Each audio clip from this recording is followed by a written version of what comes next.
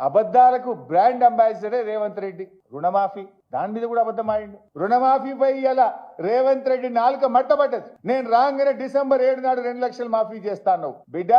December 7 2023 పోయింది, 2024 పోయింది, 2025 వచ్చినా నీ రుణమాఫీ ఎందుకు కాలేదు అని నేను అడుగుతా ఉన్నా.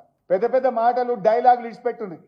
నేను సవాల్ విసురుతున్న బట్టి విక్రమార్కకు, రేవంత్ రెడ్డికి, మదిరకు పోదామా, కొడంగల్కు పోదామా, సిద్దిపేటకు పోదామా, ఈ రాష్ట్రంలో ఏ ఊరుకు పోదామో చెప్పండి. ఏ ఊర్లోనైనా సంపూర్ణ రుణమాఫీ జరిగిందంటే నేను అక్కడే ముక్కు నేలకు రాస్తా.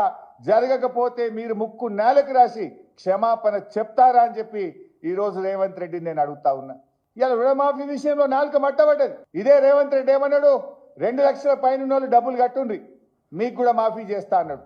నువ్వు ముఖ్యమంత్రివి, నీ మాట నమ్మి డబ్బులు కట్టిన పాపానికి ఇవాళకి రుణమాఫీ అయితలేదు. 2 రూపాయలు 3 రూపాయల మిత్తికి తెచ్చి కట్టిండ్రు. కొత్త అప్పులైనవి తప్ప ఇవాళ వాళ్ళ రుణమాఫీ ఎప్పుడు చేస్తావో దానికి ఒక సమాధానం లేదు ప్రభుత్వం నుంచి. అడుగుతా ఉన్నా, ఎప్పటిలోగా సంపూర్ణమైన రుణమాఫీ చేస్తారు? ఇవాళ మొత్తం రుణమాఫీ చేయాలంటే 49,500 కోట్లు కావాలి. నువ్వు చెప్పింది 31,000 చేస్తా అన్నావు, కానీ చేసింది 16-18 చేసినావు. పావుల 30 పైసలే చేసినావు.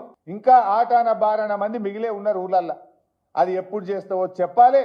నువ్వు నిజంగా చేసినా అంటే ఏ ఊరికి పోదామో చెప్పు, ఎప్పుడు పోదామో చెప్పు, నేను మాట్లాడడానికి మీ వెంట రావడానికి సిద్ధంగా ఉన్నాం. పోదాంపా, గన్మెన్లు లేకుండా, సెక్యూరిటీ లేకుండా ఈ రాష్ట్రంలో ఏ ఊరికి పోదామప్పా, పోయి అడుగుదాంపా. ఆ కచేరీ కాడ కూర్చొని రుణమాఫీ అయిందా కాలేదా ఏ ఊర్లో పోయి అడుగుదాం. నువ్వు రెడీగా ఉన్నావా?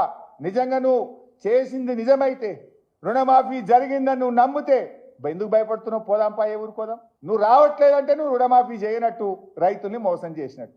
నువ్వు చేసినోడివైతే పోదాం, కొడంగల్ నీ కాన్స్టిట్యున్సీలో ఏ ఊరికి పోదామో పోదాంపా అంటే నువ్వు చేయలే, మోసం చేసిన రుణమాఫీ విషయంలో కూడా.